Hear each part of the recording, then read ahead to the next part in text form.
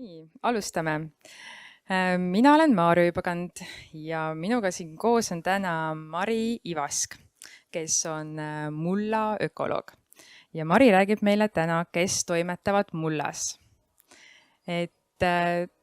Tuleb hästi põnev, mina juba Mari slaide lugesin ja tudeerisin.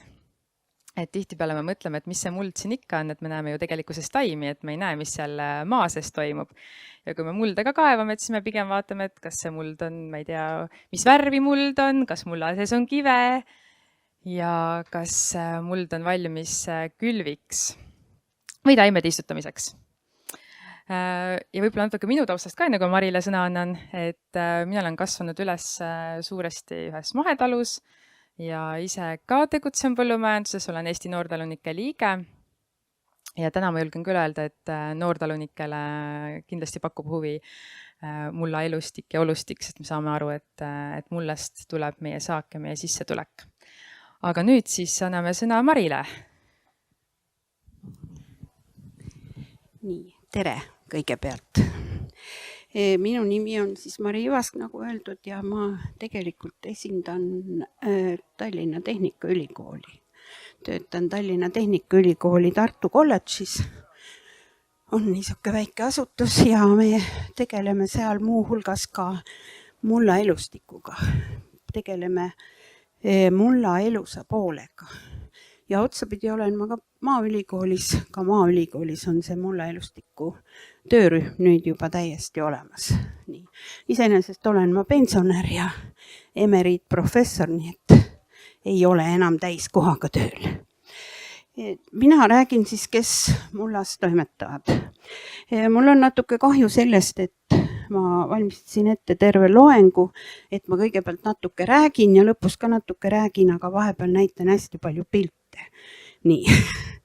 Pildi näitamisest ei tule suurt midagi välja vist, aga ma mõtlesin, et kuna on lubatud, et salvestise juurde salvestatakse ka fotod või pildid või minu slaidid, ma ei tea kuidas, et huvilised saavad neid pärast tagantjärgi vaadata. Aga ilma piltideta on kaunis keeruline rääkida nendest, keda me ei näe, keda me ei kuule, aga kes on olemas. Nii. Teeme siis nii, et ma hakkan otsast rääkima ja nagu juba öeldud, minu põhiteemaks on muld ja ma räägin eelkõige mullast kui elupaigast ja mullast kui elukeskkonnast, mitte mullast tavalisel viisil. Jah, küll ma istun. Mitte mullast tavapärasel viisil, et muld kui põllumehe põhiline töövahend, sest seda ta on ka. Aga ma loodan, et minu loengu lõpuks saate te kõik aru, et ilma elusa pooleta see muld ei tööta, ei toimeta. Niisiis muld millest koosneb? Muld koosneb mineraalsest osast, mida on kaaluliselt kõige rohkem, koosneb lagunevast või surnud orgaanilisest ainest, mida on ka vahel päris palju, ja koosneb elus organismidest, kes seal mullas toimetavad. Ja mulla organismide puhul tuleb silmas pidada seda, et nemad ei ole mulla elanikud, kes seal vahel on ja vahel ei ole. Nemad on osa mullast, sest mullas ei toimu mitte midagi ilma, et mulla elus pool seal kaasa ei lööks või ei reguleeriks kõiki neid protsesse.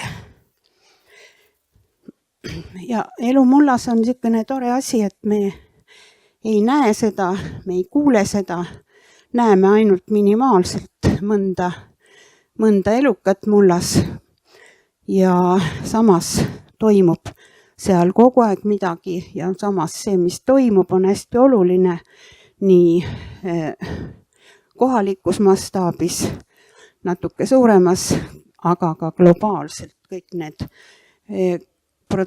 globaalsed protsessid on samamoodi mulla elustikuga seotud. Ja mulla elustiku kohta on öeldud hästi palju suuri sõnu ja on öeldud, et mulla elustik aitab säilitada elu maakeral. Nii, olge nõus või ärge olge. aga nii ta on. Nii, mis see elu siis seal on, mis see tähendab? Muld on elupaigaks tohutule hulgale organismidele. Valdav osa neist on väga väikesed mikroorganismid, need on bakterid ja seened, see on see mulla mikroobikooslus, kes tasapisi toimetab ja keda ei näe ka kõige parema tahtmise juures. Nad on nii väikesed. Ja natuke suuremad loomad on enamasti selgrootud, mitmesugused ussid, putukad, igasugused muud lülijalgsed, kes seal kõik toimetavad oma vajaduste järgi. Ja mis siis on need elustiku põhifunktsioonid mullas? Esiteks orgaanilise aine lagundamine ja toitainete vabastamine, orgaanilisest ainest uuesti ringlusesse suunamine, mulla struktuuri kujundamine ja säilitamine ühelt poolt oma liikumisega, sest suuremad mullaloomad liiguvad mullas nii vertikaalselt kui horisontaalselt ja need mikroorganismid oma protsesside tulemustega, mis võivad olla ka gaasilised, võivad olla toitained, ükskõik mis, ka need mõjutavad mulla struktuuri. Nii. Peale selle mulla elustik on võimeline tootma selliseid ensüüme, mis mõjutavad taimekasvu ja toetavad kogu seda bioloogilist mitmekesisust.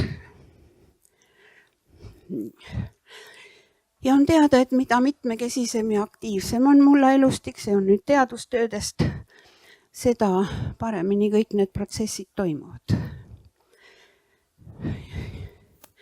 Ja mis mulla elustikku oluliselt mõjutavad, on keskkonnatingimused.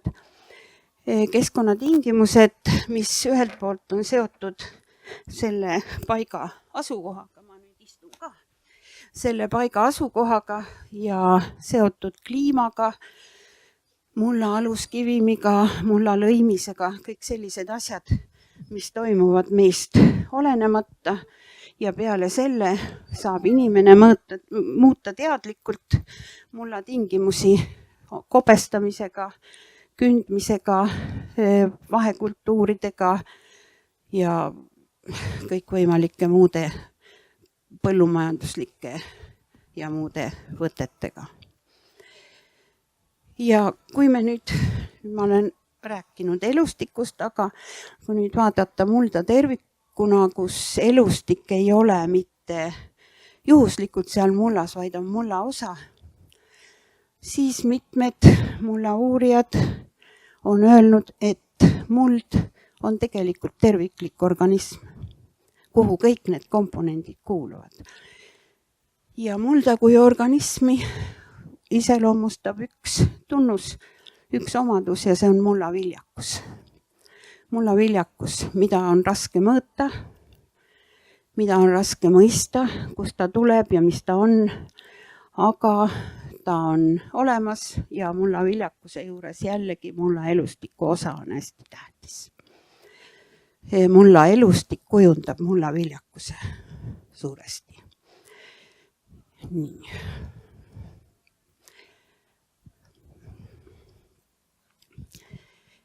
Viljakas muld, teile pole vaja rääkida, et see on hästi tähtis ja oluline põllumehe jaoks, äärmiselt oluline ja kogu maakera inimkonna jaoks ülioluline, sest mulla viljakusest sõltub meie toit, ükskõik kus me oleme, kus maakeral.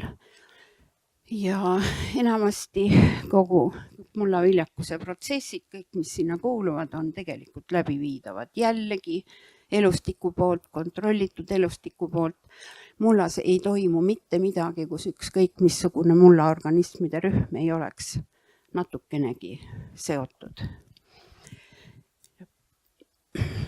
Teadlased tegelevad selle probleemiga, tähendab mulla elustiku uuringutega järjest rohkem. Veel mitukümmend aastat tagasi oli ta meil Eestiski, 30 aastat tagasi, oli ta meil Eestiski niisugune asi, millega ei tegeldud ja mida ei uuritud ja praeguseks on terve mullaelustiku uurimisrühm nii Maaülikoolis, Tartu Ülikoolis kui ka Tehnikaülikoolis. Ja mis selle keeruliseks teeb, on see, et mullaelustikku on üsna raske uurida. Esiteks sellepärast, et enamus organismi on imetillukesed, imeväikesed, neid ei näe, nende jaoks on vaja eraldi tehnikat. Teiseks see, et kogu mullaelustik on peidus, me ju ei näe seda. Et ma olen alati kadestanud botaanikuid või ükskõik missuguseid teisi teadlasi, kes lihtsalt käivad, kõnnivad, vaatavad, loevad üle, püüavad mõne putuka või liblika ja saavadki teada, aga meie peame kaevama, võtma proovid, ajama spetsiaalsete seadetega mullast selle elustiku välja ja mitmesugused meetodid, kuidas seda siis hinnata, kuidas tema biomassi hinnata, aktiivsust hinnata, nii et see on päris keeruline laboritöö. Ja võib öelda, et teadlased peavad seda üsna suureks väljakutseks. Ja tänu sellele, et mullaelustik on nii oluline, et on niisugused 3 põhilist omadust, mis on mullaelustikule iseloomulikud ja kui need on täidetud või need on olemas, siis võib öelda ka, et see elustik on mulla mõttes väga edukas, et ta töötab hästi.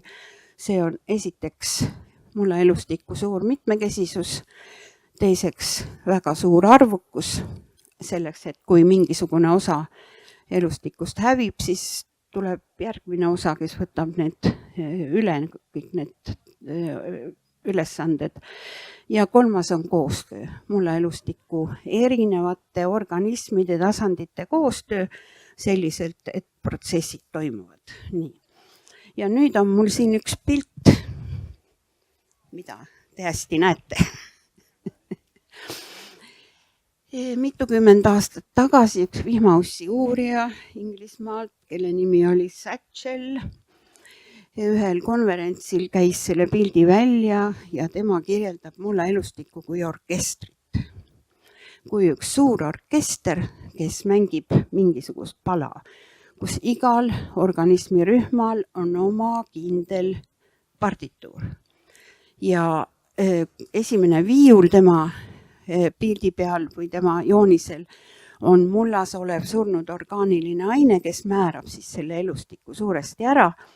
Selle pildi peal on siin üks inimese skelett selle koha peal. No tõesti midagi ei näe. Ja kogu see orkester toimetab ja töötab ja mängib oma pala väga hästi ja väga tasemel ja kui mõni nendest rühmadest hakkab mingit vale nooti ajama või vale joru, see kostab kohe välja. Kui mõni nendest rühmadest mingil põhjusel ei saa toimida nii nagu vaja, siis on ka kogu selle muusikapala esitamine või kogu see tulemus metsas. Nii, nüüd ma rohkem ei räägiks sellest. Nüüd ma jõudsin sinnamaale, kus mu esitluses on hästi palju pilte. Kas vahepeal on küsimusi? Kas keegi tahab küsida vahepeal? Et siin toodi ju välja, et mullaelustik kujundab mullaviljakuse, mis on hästi oluline. Ja siis minul tekkis vahepeal selline küsimus, et vaata, te ütlesid, et hästi keeruline on analüüsida. Et põllumajanduses ka ju me tavaliselt teeme erinevatele elementidele mulla analüüse, vaatame, et kui palju on, ma ei tea, lämmastikku või süsinikku saab ka määrata. Aga kuidas nagu tavaline, ma ei tea, kas siis aednik või põllumees saab hinnata enda mulla seisundit, et kas mis näitajaid ta võiks seal mullas vaadata, et kas ta üldse silmaga midagi näeb või tema vaatab ka seda taime kasvu, et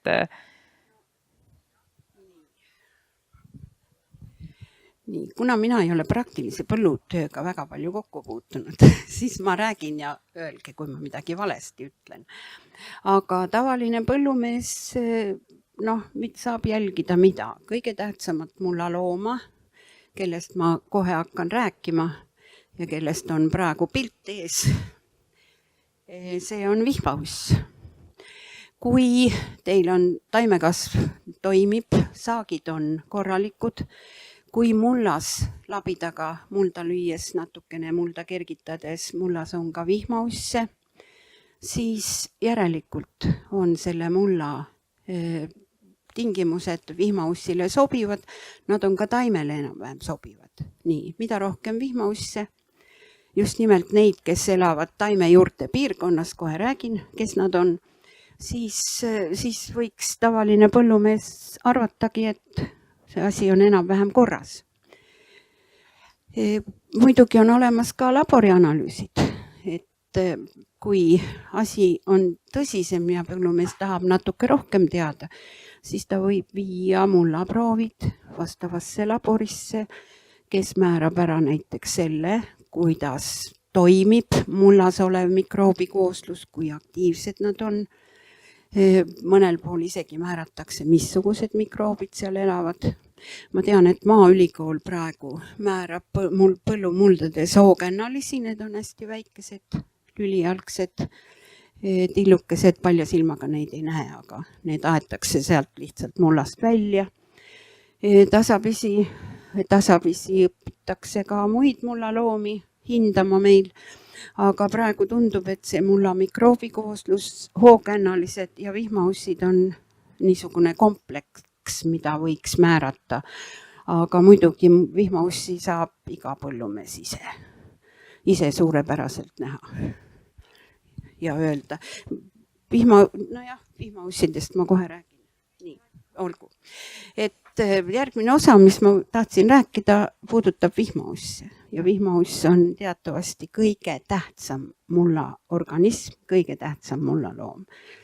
Et selle vastu ei vaidle keegi ja ka neid, kes vihmaussi üldse pole elus näinud ja ei tunne, neid vist ka ei ole.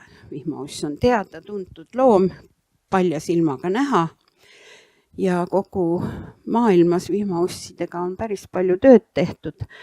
Et tahtsin näidata igasuguseid pilte, mis vihmaussidest võiks kirjandusest leida, neid on tõesti palju. Kõige suuremad vihmaussid mujal maailmas, lõuna pool, on umbes kõige suuremad kuni 2,5 meetrit, 3 meetrit pikad, läbimõõt on 30 sentimeetrit. Ja need on lõunas, seal, kus mulla temperatuur on üsna stabiilne, kus muld ei külmu läbi. Meil seda hirmu ei ole. Lõuna-Euroopa kõige suuremad ussid on umbes 60 sentimeetri pikkused vihmaussid. Nii. Meie vihmaussidest kõige suurem on harilik vihmauss, umbes kuni 30 sentimeetrit pikk. Ja kõige väiksem on üks tilluka uss, kes elab niisugustes lodudes ja jõe ja järveäärsetes märgades muldades. Tema nimi on nelikantkaldaus ja on kuni 1,5 sentimeetrit pikk ja väga väike, väga peenike, väga pehme kehaga.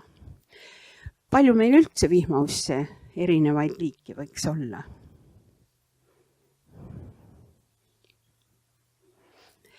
Vähe, 13. Üks kuulaja on neist kuulnud. Tähendab, meil Eestis on leitud 13 liiki ja on potentsiaal, et võib-olla paar liiki võiks veel siia kliimamuutustega seoses tulla, aga mitte väga palju rohkem. Ja miks ei ole sellepärast, et vihmaussi liigid ei talu seda talvist mulla läbikülmumist. Ja need, kes meil on, need on hästi kohastunud. Nad talveks, on erinevad kohastumised, kuidas seda perioodi üle elada. Enamus neist või need kõige suuremad tavalisemad lähevad lihtsalt nii sügavale, kus muld ei külmu ja kus puudub ka igasugune tegevuse aktiivsus siis neil vastavalt. Ja siis on küsimus, kui palju neid on. Põllumullas me oleme määranud, on keskmiselt 50 kuni 150 ussi ruutmeetri kohta. Nii. 1 ruutmeetri mulla pinna all kuni 150, aga on ka rohkem olnud. Me oleme leidnud ka 600 ussi 1 ruutmeetri mulla pinna alt, seda on juba päris palju. Rohumaal on usse rohkem, kuni 400, ütleme, on tavaline, 200 kuni 400. Ja vihmausside biomass ühel hektaril, 1 hektari kohta on olemas arvutused. Kui meie andmete põhjal arvutada, siis me saame, et vihmausse 1 hektari kohta võiks olla kuni 1 tonn. Nii, see on puhas valk, bioloogiline valk. Küsimus on lihtsalt, et inimkond räägib kogu aeg selle kasutusele võtmisest, aga seda pole seni tehtud. Kuidas seda teha, ma ei tea. Kirjanduse põhjal soodsamates kohtades on see biomass kuni 4 tonni. Aga meie ühel otsekülvi põllul viimaste uuringute järgi oleme ka Eestis saanud enam-vähem sellise suuruse. 4 tonni vihmaussi 1 hektari kohta. Nii et ameeriklastel on selline võrdlus, et 1 hektar rohumaad toidab ära kui mitu lehma. 2 oli seal vist või? 2-3, mis tähendab seda, et vihmausse mulla all, tähendab biomass mulla all on palju suurem kui see, mis on mulla peal. Jälle sealtmaalt, et inimkonna kasutamata ressurss. Aga see biomass varieerub hästi palju, see oleneb arvukusest, koosluse liigilisest koosseisust, vanusest, kui vanad need ussid on. Ja sellel otsekülvi põllul, kus see biomass oli tohutult suur, oli ebanormaalselt palju neid kõige suuremaid vihmausse, kes olid tohutult suured ja kes olid tõesti, kes seal ennast hästi tundsid, sest otsekülviga ei lõhuta tema urgusid ära. Ta saab seal hästi elada. Nii. Kõige tavalisem ja arvukam uss on meil harilik mullauss, hallikas roosa või roosakas hall, keda te kõik tunnete, kes elab taime juurte piirkonnas, ütleme ülemises 20-30 sentimeetrises mullas. See on päris hea mulla viljakuse ja tingimuste näitaja.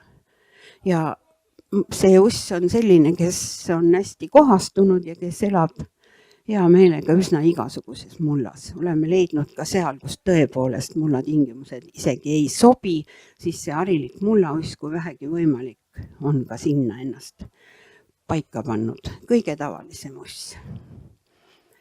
Nii, ja siis on mul pilt ka harilikust vihmaussist, see on see kõige suurem, kuni 30 sentimeetrit, kes elab tegelikult mitte taime juurte piirkonnas, vaid kes elab sügavamal urus. Uru sügavus sõltub põhjavee tasemest eelkõige, aga ka sellest, millal tuleb vastu aluskivim.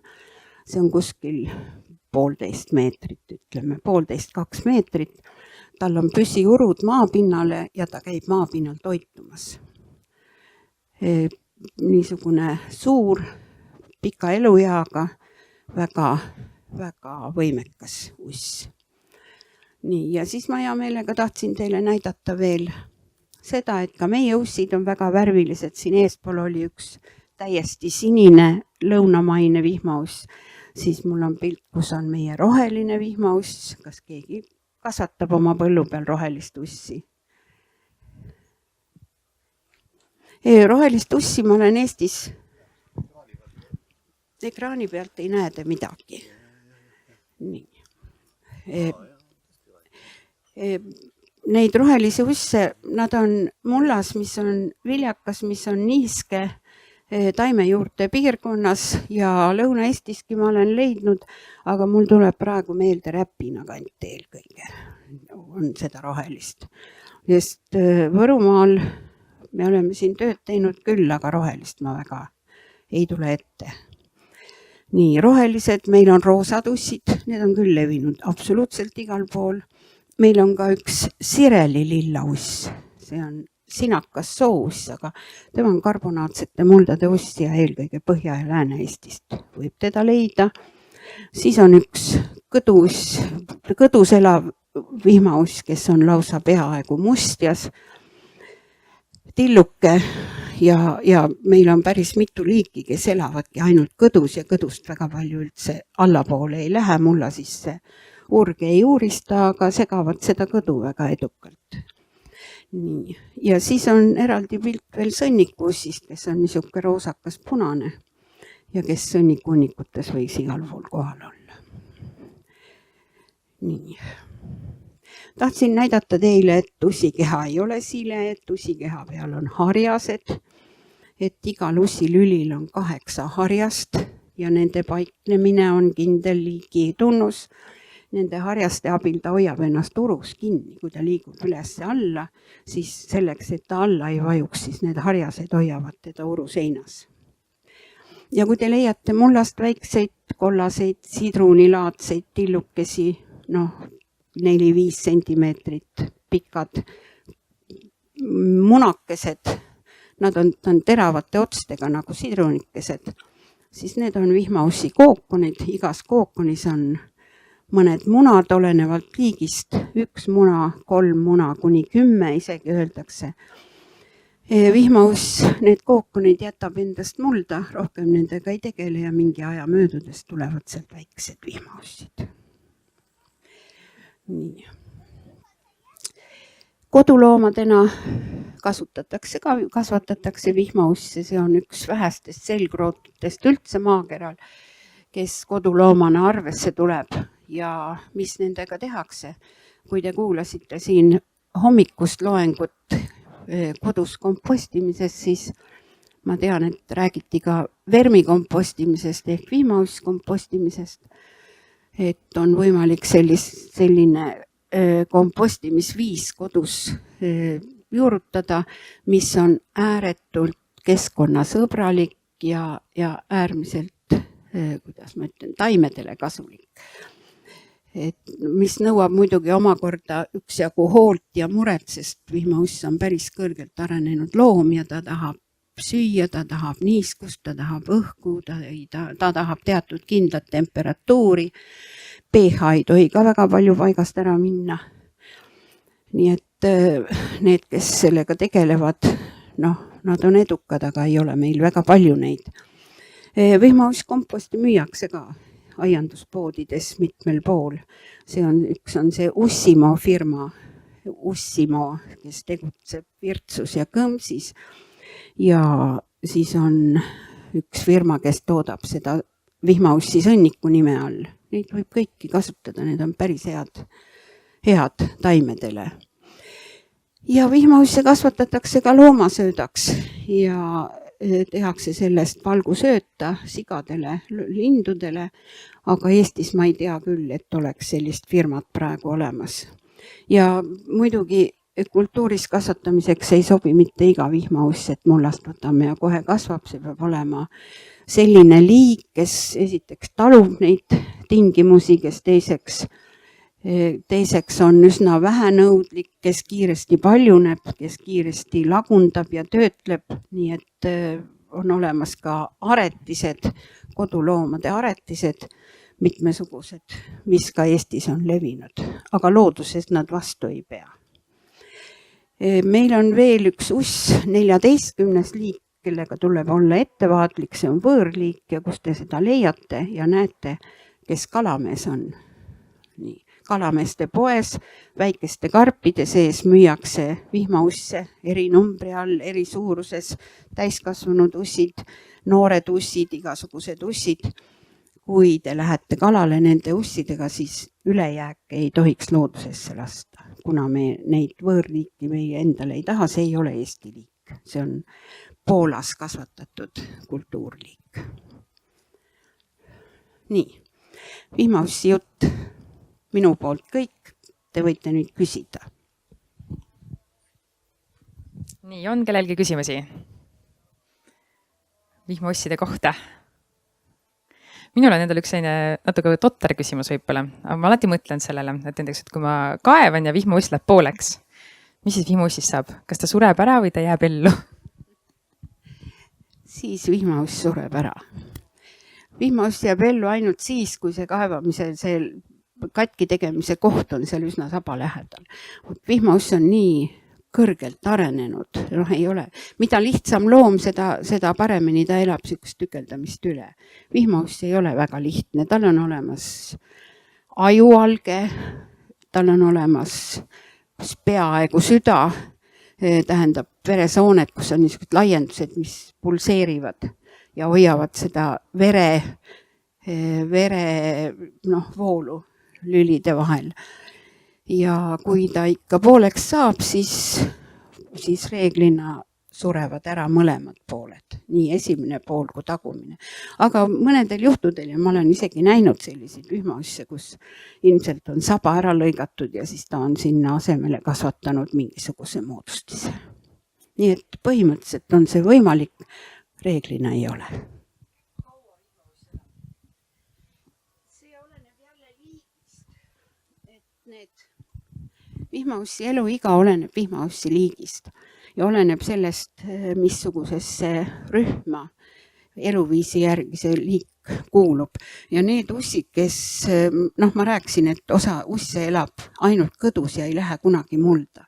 Need ussid elavad reeglina 1 aasta, sügisel munevad oma munad kõdukihi sisse, aga munad on vastupidavamad tunduvalt kui täiskasvanud isendid ja kevadel tulevad munadest, nendest kookonitest välja uued noored ussid, kes elavad jällegi 1 aasta. Neid liike on meil Eestis 6 tükki.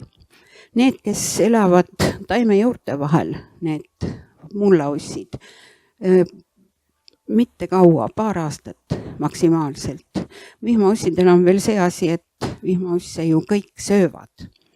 Igasugustes toiduahelates vihmauss on väga kindel lüli ja väga palju usse lihtsalt süüakse ära, et nad ei saa oma tegelikku elu lõpuni üldse elada.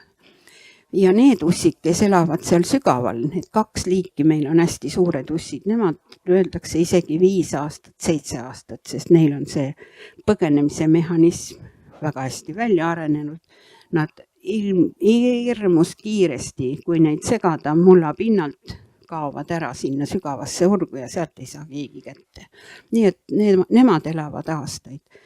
Nemad nii hästi reageerivad, et seda on kirjeldatud ja ma olen ka ise näinud, et nad tulevad aktiivsusperioodil mulla pinnale toituma ja kui ta on mulla pinnal, siis ta jätab oma saba otsa sinna urgu.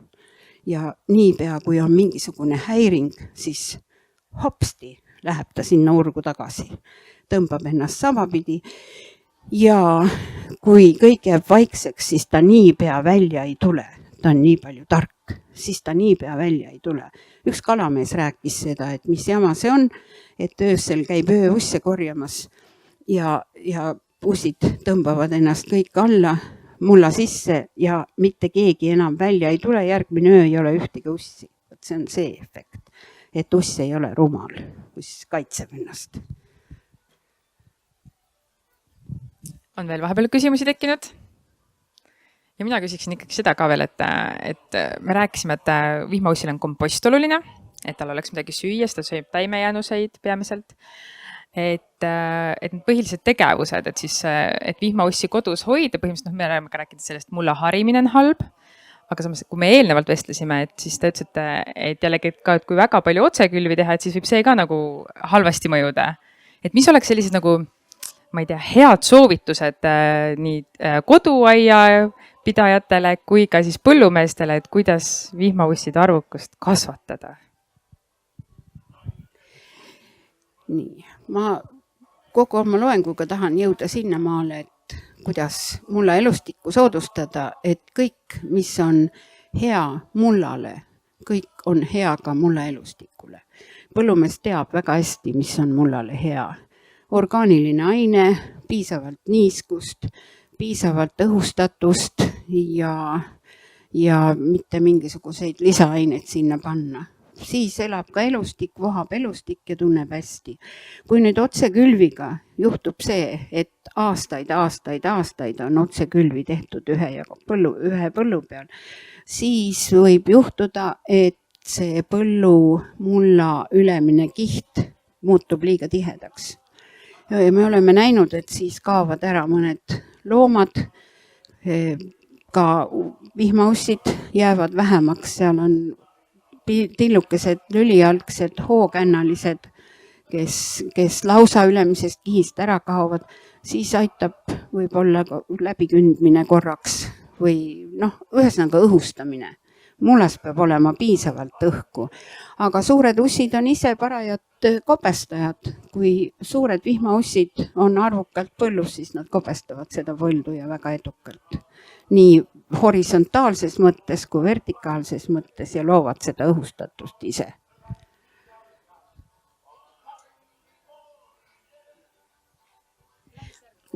Nii.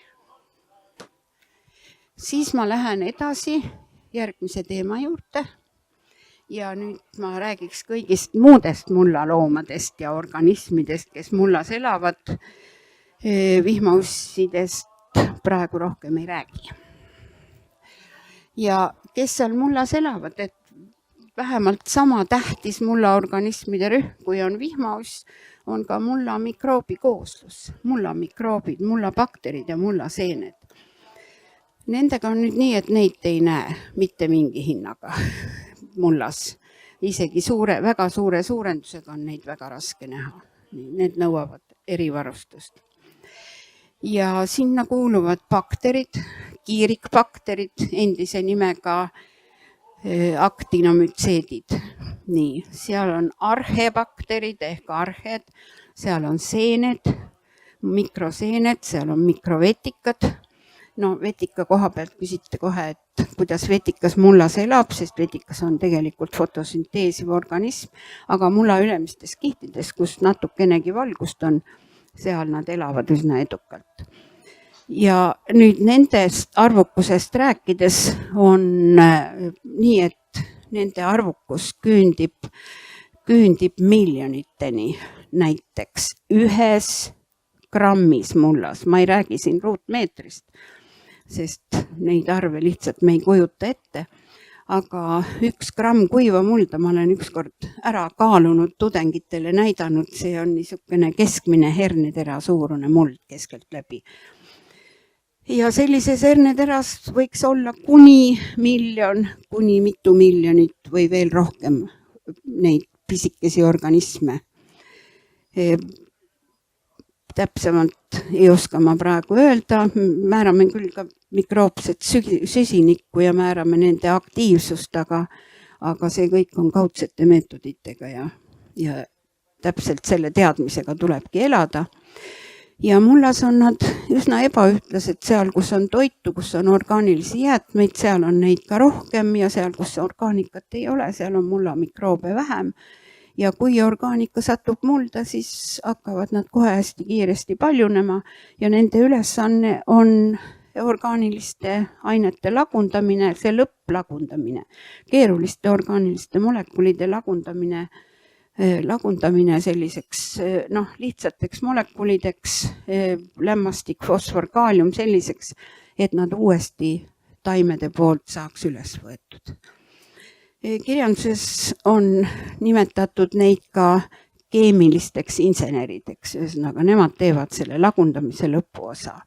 Ja kui te loete kusagilt neid selliseid suurejoonelisi ütlusi mulla elustiku kohta, et ühes teelusikatäies mullas on rohkem organisme kui maakeral inimesi või mis siis tegelikult on seal tõsi taga ja täpselt nii see on, lihtsalt silmas peetaksegi neid kõige väiksemaid, keda on tõeliselt palju.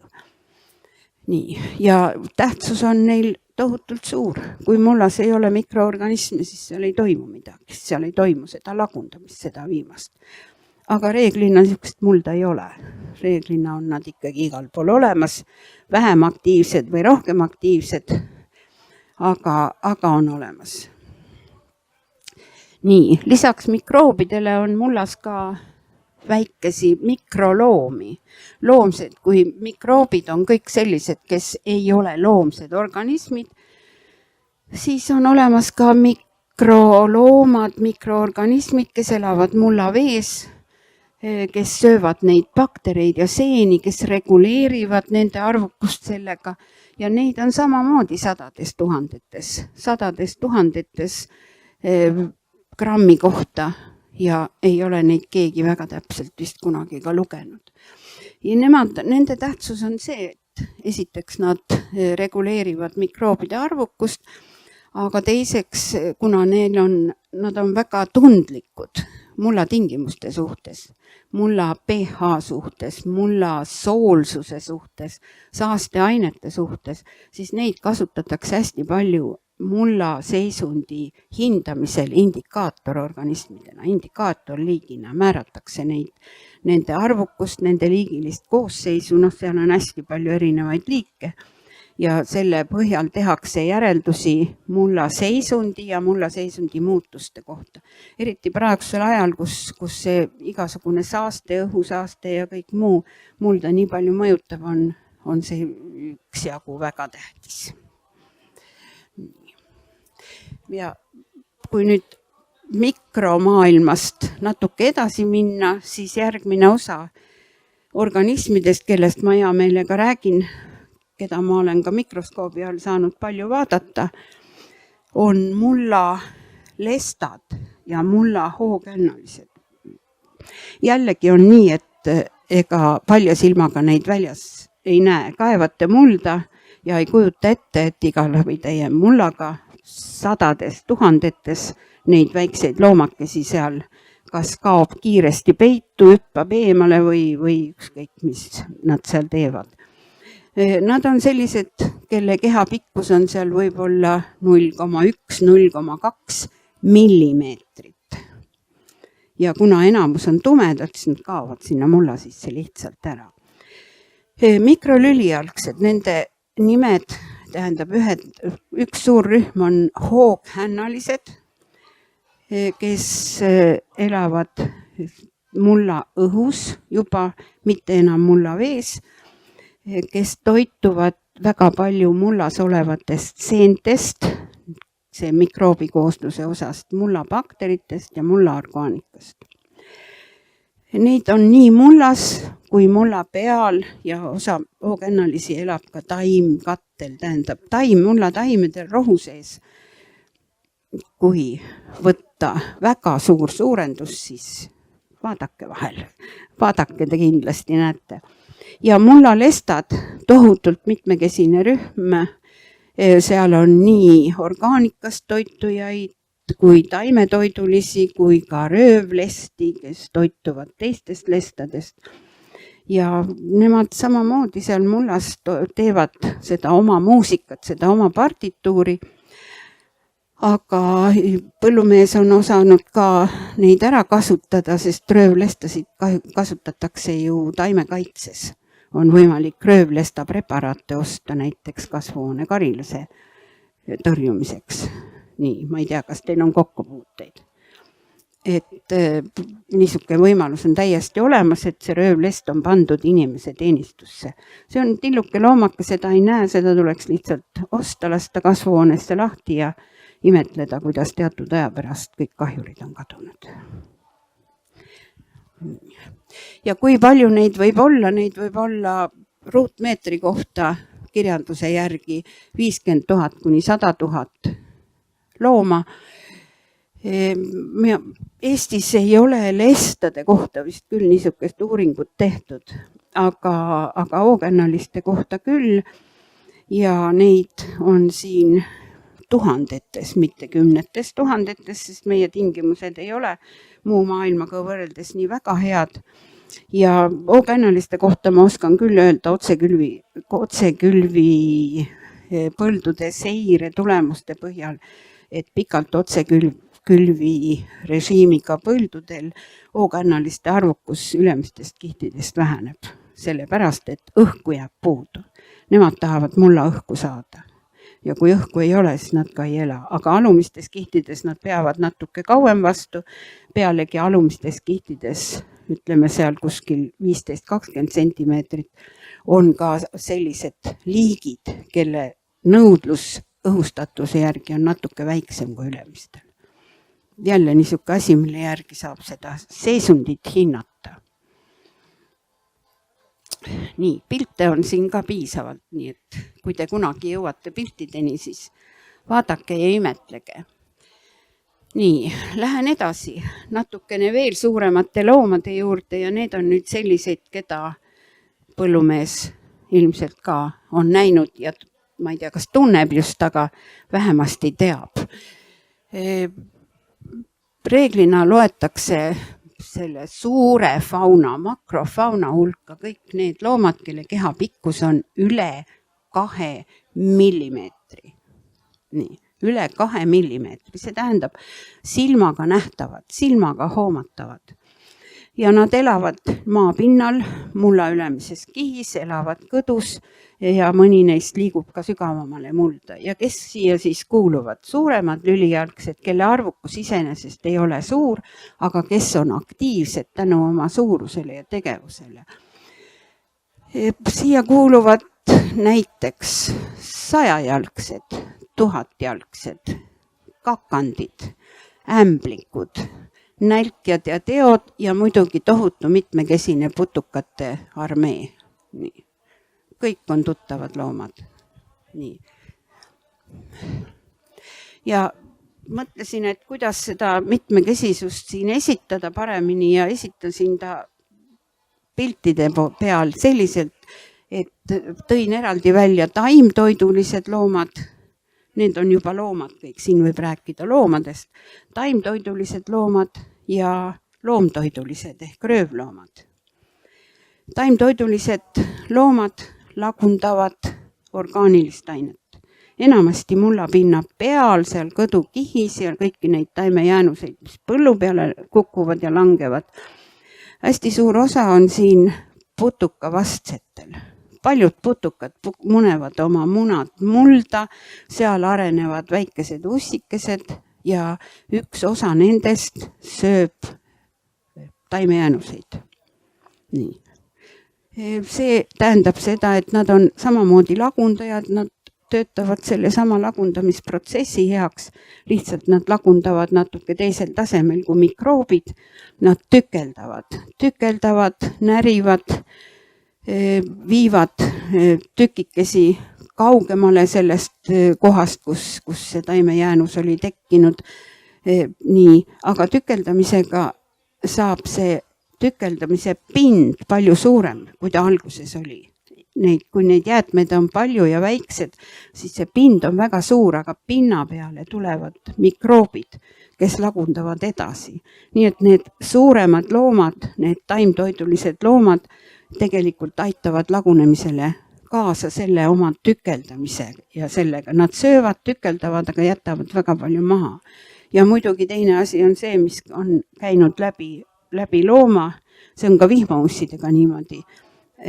See mass, mis käib läbi looma, on juba seeditud, mille ta jätab endast maha. See on see väljaheide, mille ta jätab endast maha, mis jälle mikroobidele on kohutavalt kasulik ja kohutavalt toitev materjal. Nii, taimtoiduliste lagundajate hulka ma olen liigitanud ja siia nad kuuluvad ka limused, teod ja nälkjad, jälle põllumehele tuttavri. Eestis on kui palju liike? Eestis on 14 liiki nälkjaid, 14 erinevat liiki ja 71 liiki kojaga tigusid. Enamus jällegi nendest tigudest on nii imetillukesed, 1 millimeeter 2 karbi läbimõõdus. Neid ei näegi tavaliselt. Suuremaid tigusid ilmselt näete. Ja tigusid on massiliselt seal, kus on väga soodsad tingimused. Mina olen korjanud tigusid, niimoodi hinnanud ruutmeetril tigude arvukust sellises kohas, kuhu tulid seakombinaadi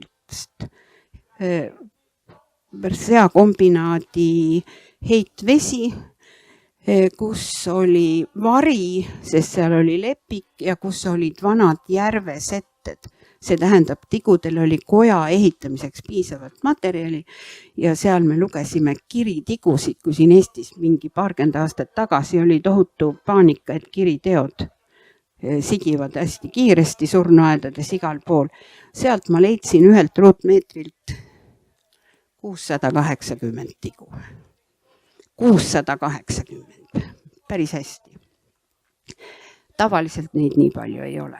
Nii. Teod söövad taimset materjali, söövad kõdu, lagundavad ja sellega on nad mulla orkestrist täiesti omal kohal. Ja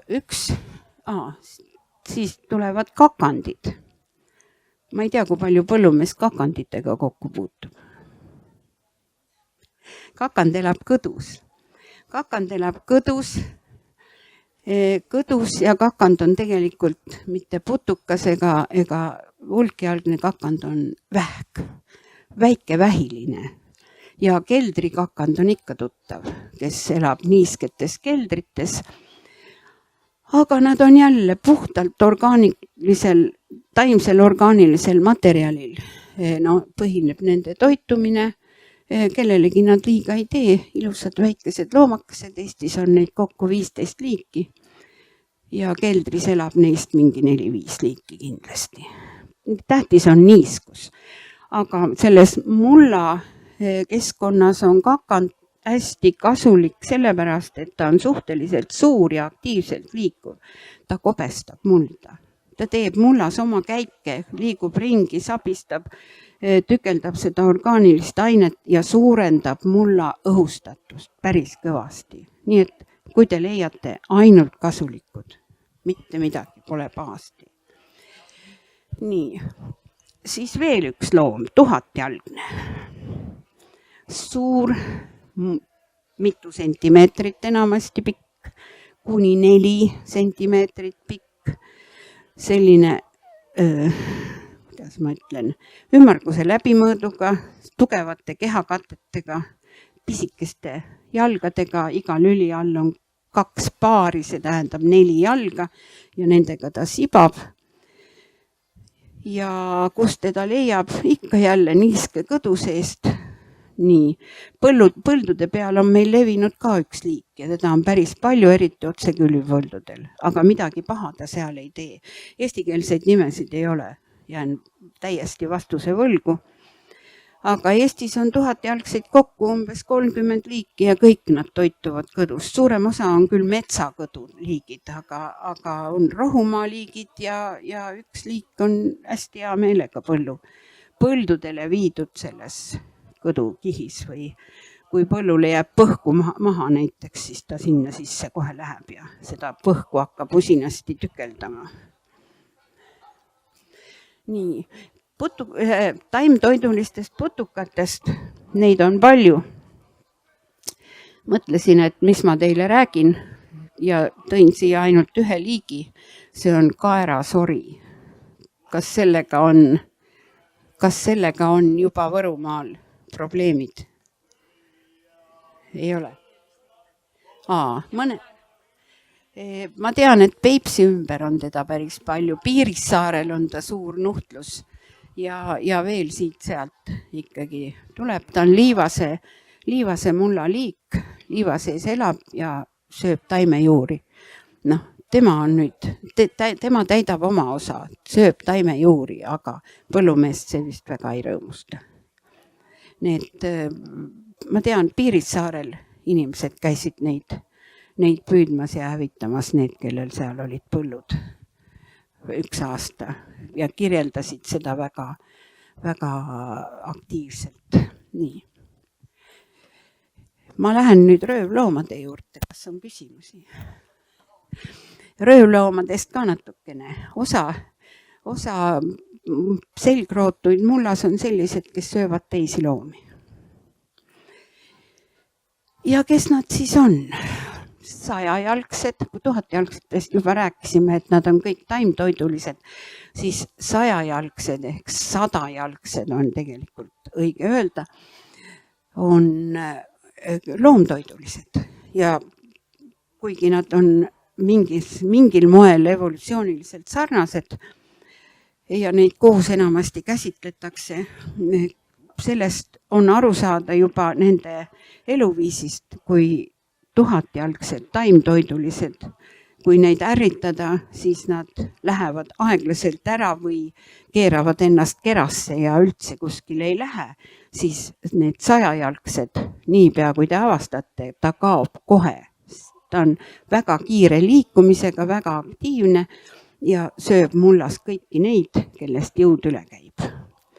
Suuremad 100-jalgsed söövad isegi vihmausse ja see kõige suurem meie 100-jalgne kivihark, niisugune 5 sentimeetri pikkune pruun loomake, kui te teate, on muutunud meie vihmaussi kasvatustes nuhtluseks. Nad käivad vihmaussi söömas. Nii. Aga siia kuuluvad veel ämblikud, koibikud, ebaskorpionid ja mitmesugused putukad. Eelkõige on siis jooksiklased, lühitiiblased, kõrvahargid ja keda veel? Veel mitmed, kus on vähem liike, loomtoidulised, aga kõik need peaksid olema põllumehele kasulikud, sest nad hävitavad ära ka kahjurputukad, kes taimedele halvasti mõjuvad. Selles mõttes ei tasu peletada näiteks kõrvaharke, inimene tavaliselt ehmatab ära, ta ei lähe kõrva, ta ei tee midagi paha, aga ta sööb lehetäisid näiteks väga edukalt. Et jooksiklased on maapinnal nüüd suured mustad putukad. Eestis on liike üle ligi 300, 270 vist oli see number. Ja jällegi aktiivselt liikudes jooksevad ja püüavad nad kinni kõik need, kes neile ette jäävad ja sealhulgas taimekahjurid. Nii, ja siis ma täpsemalt räägiksin ka 100-jalgsetest. Kindlasti te olete neid näinud. Üks on see kõrvahark, tumepruun, paljude jalgadega, hästi aktiivselt liikuv, suvalisest kohast tõstate mingisuguse puunoti üles, siis seal all tavaliselt mõni pesitseb või varitseb oma saaki. Ja 100-jalgsete hulka kuuluvad ka need geofiilused, niisugused pikad, peenikesed, hästi painduvad loomad, kes mulla sees kiiresti lähevad mulla pooridesse või mulla pragudesse. Kas tuleb tuttav ette? Tuleb tuttav ette? Ei tule. Vaadake vahel, kui te mullaga tegelete, vaadake vahel, mis mullas toimub. See on päris huvitav. Nii. Ma vaatan, mis ma siin veel olen. Nii. Ja loomtoidulised vastsed on ikkagi ka jooksiklaste ja lühitiiblaste vastsed, jällegi aktiivselt liikuvad, mitte sellised uimased ussikeste kämbud, vaid üksi elavad, kiiresti liikuvad ja väga aplad, kes söövad väiksemaid loomi. Nii, üks, kes on tippkiskja nimetuse pälvinud, on ämblik. Ämblik on Eestis liike vähemalt 539 või veel rohkem. Jällegi, enamus on tibatillukesed. Need, keda on võimalik silmaga eristada ja näha, neid on suhteliselt vähemuses, aga kõik nad toituvad teistest loomadest, kellest, öeldakse nii, kellest jõud üle käib. Nii. Ja kogu selle ülevaate kõigist mullas elavatest loomadest lõpetan muti pildiga. Ainuke selgroogne loom, keda võiks nimetada tõeliselt mullaloomaks, ehkki mullas urge teevad ka mitmed teised loomad, aga mutt on siis see, kelle elu möödub tervenisti mullas ja kes mullaloomade nimistust ei tohiks kindlasti puududa. Nii. Ja siis on antud mul ka üks skeem, toitumisvõrgustikust hästi lihtsustatud skeem, põhimõtteliselt kes keda sööb, aga seda ma olen siin nüüd rääkinud pikalt.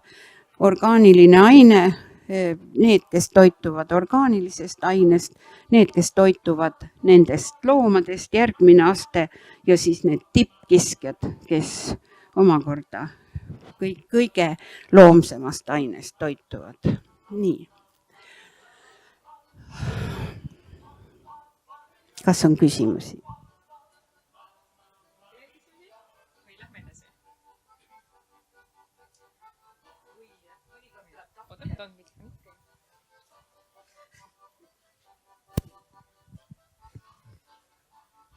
Vahepeal tuleb tahtmine poest kotiga mulda osta, et kas selle sees on ka midagi head veel alles või ei tasuks üldse seda teha?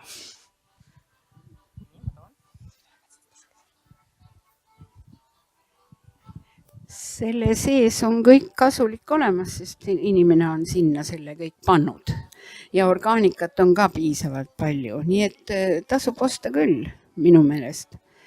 Noh, see kahju mitte mingil juhul ei tee, aga üks komponent on küll, millest ma hea meelega räägin, mis võiks ka kahju teha.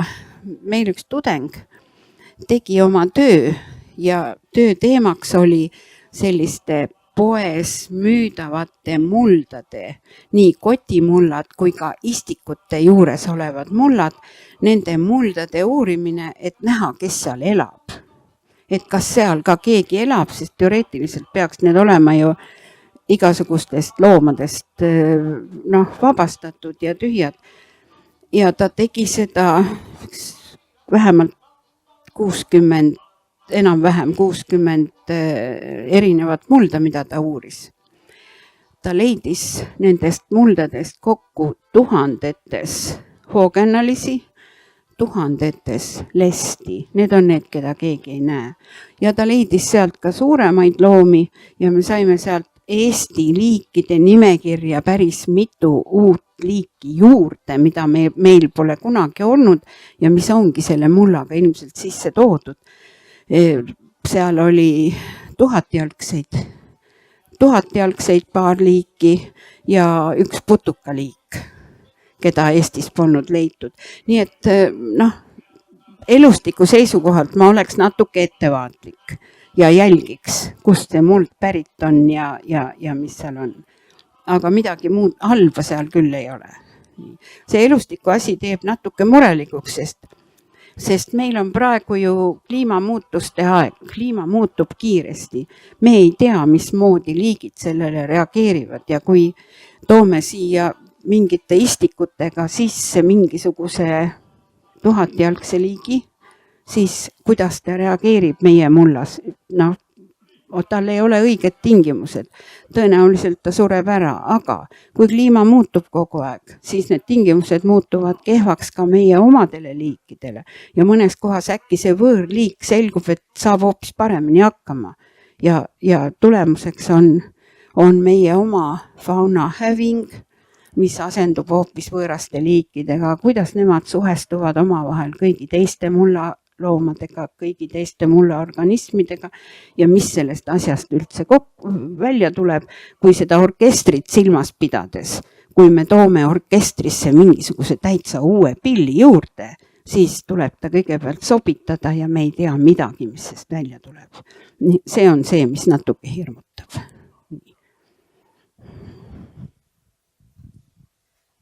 Aga selle jutu jätkuks nüüd, tegelikult mul enne mõlkus üks küsimus peas ja mõtlesin, et ma küsin seda lõpus hiljem. Mina just mõtlesin kasvuhoone kontekstis, et kasvuhoone on ka selline koht, kus inimesed on harjunud mulda vahetama, kuna ikkagi mingid taimehaigused võivad seal tekkida ja et lõpuks need tomatid on seal sügisel nii kaua, et siis tekivad sinna võib-olla juba hallitused peale, et siis tahetakse nendest hallitustest lahti saada. Aga kui teisipidi võtta, et mulla nagu liigne liigutamine on halb, et see lõhub seda mikrokeskkonda või seda elustikku seal, et siis sellest mõttest nüüd jällegi mina mõtlen, et pigem nagu me ei tohiks mulla elustikku liigselt sekkuda, et ju enne me rääkisime ka, et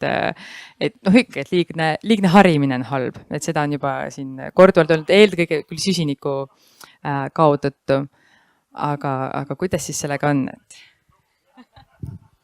Minu arusaamist mööda on sellega niimoodi, et kasvuhoone tervikuna ei ole päris normaalne keskkond, vaid see on inimese loodud keskkond.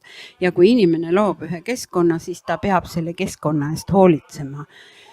Ja kui me seda mulda üldse ei hari, siis tekib selline olukord, et ühesõnaga sealt ei pruugi midagi head välja tulla. Mina arvan, et kui inimene on kasvuhoone paika pannud, kasvuhoonesse mulla toonud, siis ta peab seda ka harima. Ja see, et elustik hävib, ega me kasvuhoones nii väga selle elustikuga ei saa ju arvestada. See on ikkagi kunstlik elustik, mis inimene on võimaldanud seal püsima jääda, aga mitte looduslikult arenev.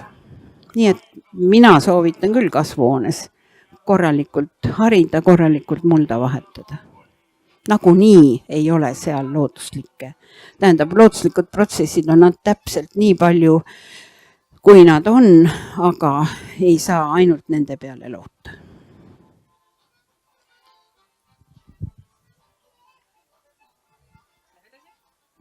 Nii, lähme edasi. Nüüd on teil hästi täpselt ülevaade, keda mullas võib näha või kes seal on ja mis nad seal teevad. Nüüd ma võtan hästi kiiresti veel kokku kogu selle oma jutu.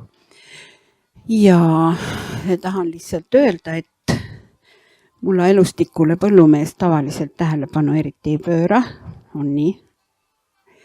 Sellepärast, et see tundub olevat üldse mitte oluline, aga tegelikult peaks natukene rohkem sellega tegelema. Nii, mis siis, kuidas põllumees mulla elustikku mõjutab? Enamasti need mõjud on küll negatiivsed ja tõin välja eraldi füüsikalise mõju, keemilise mõju, bioloogilise mõju. Füüsikaliselt see mõjutab mulda kõik, mis põllumees teeb, see on kündmine, see on saagikoristus, tallamine, põlemine juhul, kui seal põhku peal põletatakse, kõik see. Ja nende tegevuste tulemusena hävib suurem elustik. Need suuremad mullaloomad, kes on mulla peal ja mulla ülemises kihis. Nii, kui seal loomi ei ole, siis väheneb see mulla kobestamine, segamine. See mõjutab omakorda väiksemate mullaloomade arvukust. Kui ei ole väiksemaid mullaloomi, mis siis saab? Siis saavad hästi idaneda umbrohud. Nii. Muutub mullakoosluste koosseis, väheneb kasulike mullaorganismide, see tähendab lagundajate aktiivsus igal juhul ja kokkuvõttes väheneb mulla vastupidavus. Kui elustikku on vähe, muld ei ole vastupidav tallamise, liik-vee, toitainete leostumise, kõigi nende nähtuste suhtes. See on see, miks põllumees peaks mulla harimisel silmas pidama ka elustikku, nimelt kündmise ja kõigi nende tegevuste juures. See on see efekt, miks otsekülvipõldudel tegelikult saagikus on üsna suur, vähemalt alguses on. Aga tuleb jällegi jälgida mulla omadusi. Nii, põllumehe keemiline mõju mulla elustikule on seotud eelkõige igasuguste keemiliste ühendite lisamisega, need on mineraalsed toitained, väetised, ka orgaanilised väetised. Tuleb arvestada seda, et kuskilt maalt tähendab, kui muld on toitainete vaene, siis ka mineraalne väetis on positiivne elustikule teatud piirini. Kuskilt maalt see muutub, kui mineraalsed väetised juba satuvad mulla vette ja tekitavad suure soolsuse ja hakkavad mulla elustikku mõjutama. Sama kehtib orgaaniliste väetiste suhtes, lihtsalt see piir tuleb natuke hiljem ette. Orgaanilised väetised on igal juhul elustikule kasulikumad, kui on mineraalsed. Ja muidugi pestitsiidid, kõik võimalik mullakeemia, mis mõjutab liike täpselt selektiivselt ja osa liike reageerivad kohe, osa liike reageerivad tunduvalt hiljem. Ja bioloogiline mõju on seotud orgaanilise ainega, mis suurendab mulla elustiku mitmekesisuse, kui teda normaalselt lisada ja mõjutab omakorda mitmesuguseid ainete emissioone, toitainete leostumist ja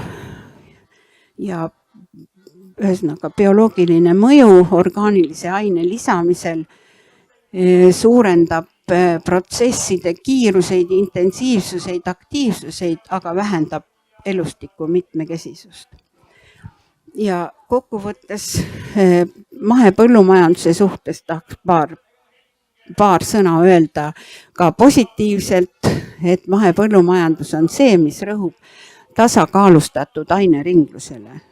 et mahepõllumajanduslikud võtted on sellised, kus ei lisata keemiat, kus väga palju ei ole füüsikalisi mõjutusi, mille tulemusena peaks elustik säilitama teatud tasakaalu. Nii.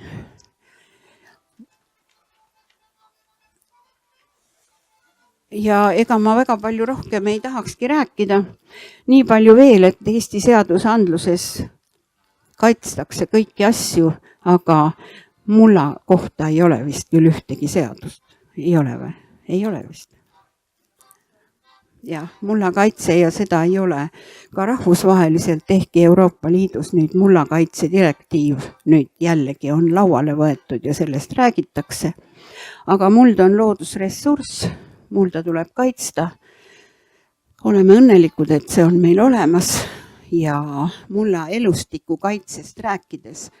Mulla elustiku kaitse võrdub mulla kaitsega. Kõik, mis on hea mullale, on hea ka elustikule ja põllumees oma tarkusest teab seda vist kõige paremini.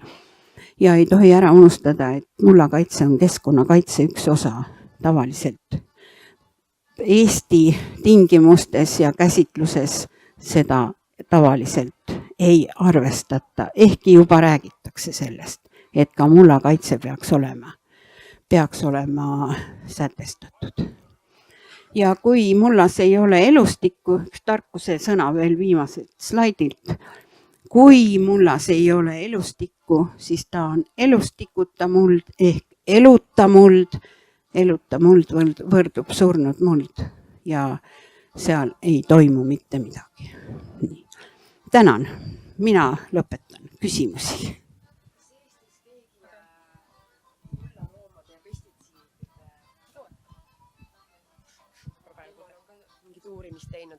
Tahtsin küsida, et kas pestitsiide mõju mulla elustikule on Eestis uuritud või ei ole?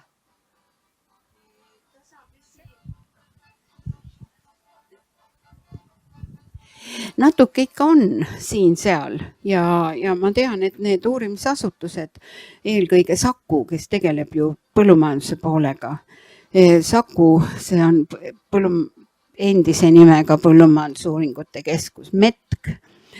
Seal on mõned uurivad niisugust asja. Siis Maaülikoolis on üks rühm, kes mingil määral uurib, aga kõik need rühmad tegutsevad niimoodi teatud kitsal alal, teatud kitsa rühmade nimekirjaga ja niisugust üldist teadmist ei ole. Me ise käisime aastatel 2004 kuni 2008 Põllumajandusuuringute Keskuse tellimustööna tegime seiret ja ka Võrumaa põldudel, Võrumaa, Saaremaa, Jõgevamaa, 3 kohta oli. Ja siis hindasime vihmausse ja mikroobikoosluse aktiivsust. Ja seal olid andmed ka pestitsiidide kohta lõpuks, kui see kokkuvõte tehti. Ja pestitsiidid üldiselt mõjutavad negatiivselt, aga jällegi iga pestitsiid, need on ju erinevad ja iga loomarühm, kui niimoodi ette võtta, siis need mõjud võivad väga erineda. Üks pestitsiid ei mõjuta kõiki loomi ja üks loomarühm mõnele pestitsiidile reageerib, mõnele mitte, nii et see ei ole üldse nii lihtne küsimus. Aga vastus on, uuritud on mingil määral ja uuritakse edasi.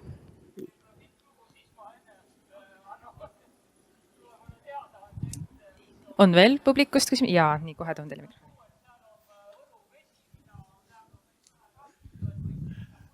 Põllumeestel on see igavene häda jah, et kui künnad, siis hävitad vihmauss, kui teed otsekõlvi, siis jällegi tundub, et see selline ülemise kihi tihenemine mõjutab teistsugust loomastikku kehvasti.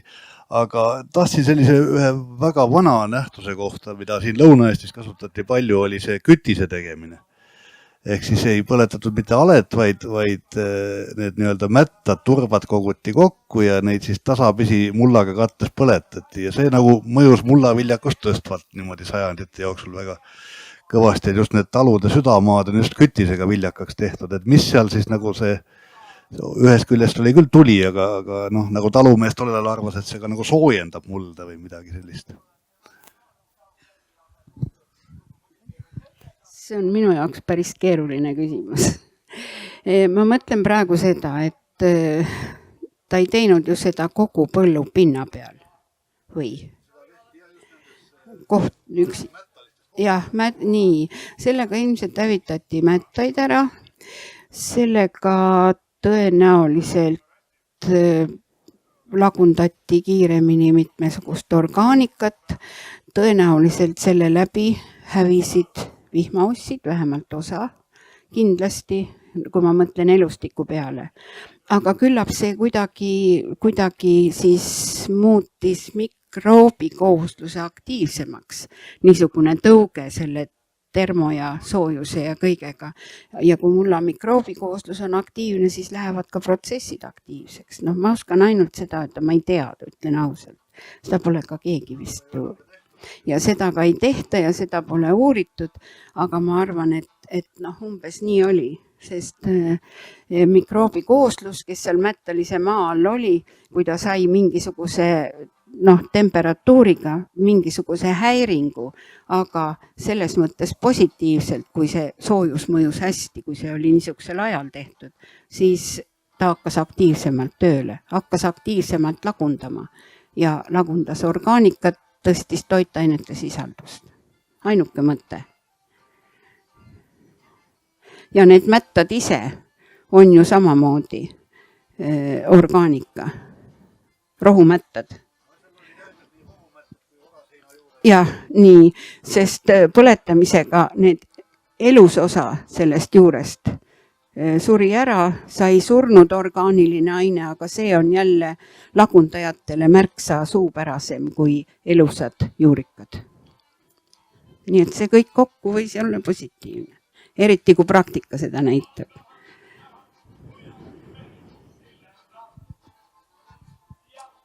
Nii, on veel küsimusi? Kui ei ole, siis ma küsin ise. Vaata, sa enne ütlesid, et tegelikult me teame seda ka, et kui liigselt midagi kasutada, siis on alati halb, on ju.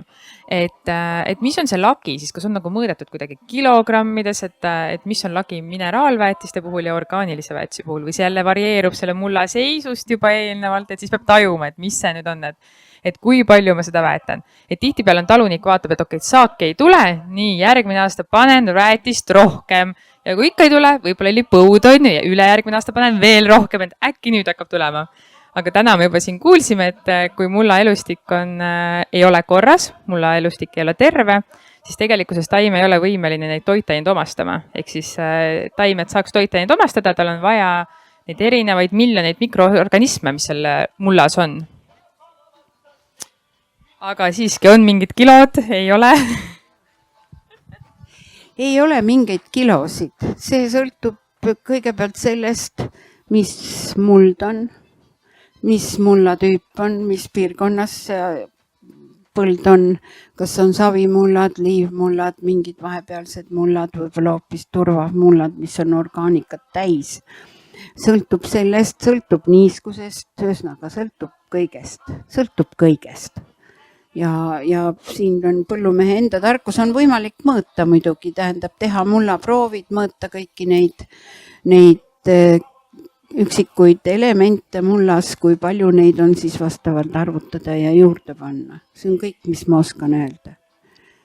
Aga kõik muu on nagu kogu see mulla elustiku jutt, kõik on suhteline ja sõltub tingimustest.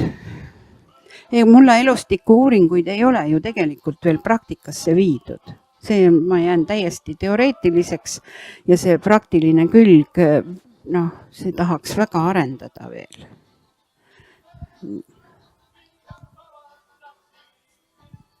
Nii, aitäh. Täna me ei rääkinud süsiniku sidumisest, aga see on ka nüüd selline hästi populaarne teema, et meil saab kohe aeg ka läbi. Et taastav põllumajanduse konverents oli talvel ja mina näen küll, et ka enda tutvusringkonnas, et inimesed mõtlevad sellele, et kuidas siis vähem mulda häirida ja kuidas seal elustikku kasvatada. Et me saame aru, et ühega asjaga ei tohi liiale minna, et liiga palju otsekülvi ei ole ka hea, liiga palju kündi ei ole hea, et tuleb leida see balanss ja pidevalt siis jälgida taimi, et sa ütlesid ka, et mullas on organismid, nad on nii väiksed, me ei näe neid, aga meie näeme siis seda väljundit sealt, mis on taim. Ja ja ma ise siis mõtlesingi, et kuna inimese tervis sõltub hästi palju sellest, et mida ta sööb, aga siis taime tervis sõltub jällegi sellest mullast, et mis seal mullas on ja millest see muld toitub ja millest siis lõpuks taimel on toituda. Ehk siis tegelikkuses see on äärmiselt oluline, et tänapäeval on ju hästi palju, vahest öeldakse, et meil ei ole mulda vaja, et muld on lihtsalt see pinnas, mis võimaldab taimel kasvada, et me paneme erinevaid väetisi, mineraalväetisi siis ja taim kasvab, et ei ole muret. Aga siiski see ei ole jätkusuutlik, et meil on vaja kõige eest hoolt kanda, et jätkuks ka järgnevatele põlvedele. Ja mis ma veel korraks, ja süsiniku poole pealt, et ma saan aru, et mida tervem on taim, seda rohkem on ta võimalik ka õhust süsinikku siduma ja seda juurte kaudu siis jälle ja kõige mulla elustiku kaudu saaki produtseerima. Just täpselt, mida tervem on taim, seda paremini intensiivsemalt ta fotosünteesib, mis on ju süsiniku sidumine taimes orgaanikas uueks biomassiks ja seda paremini toitub kõigist nendest jäänustest mulla elustik. See on kõik üks tervik. See peab olema tasakaalus, kõik peab olema tasakaalus ja seda on mul on väga lihtne öelda, aga ma kujutan ette, et põllumehele on väga keeruline seda tasakaalu järgida. Siin on nii võimalus asjadega mööda panna. Aga süsiniku sidumise koha pealt, jah, mulla mikroobikooslus on see, kes seal toimetab ja neid mulla struktuuri kujundab ja neid mulla agregaate ja seob mulla agregaatide sees süsinikku, mis sealt välja ei tulegi, mis ongi mullasse tagavara ja ühesõnaga seal on nii palju mehhanisme selliseid, mis vist igapäevase põllumehe töö juurde väga ei seondu selle igapäevase põllumehe tööga paraku, aga on olemas.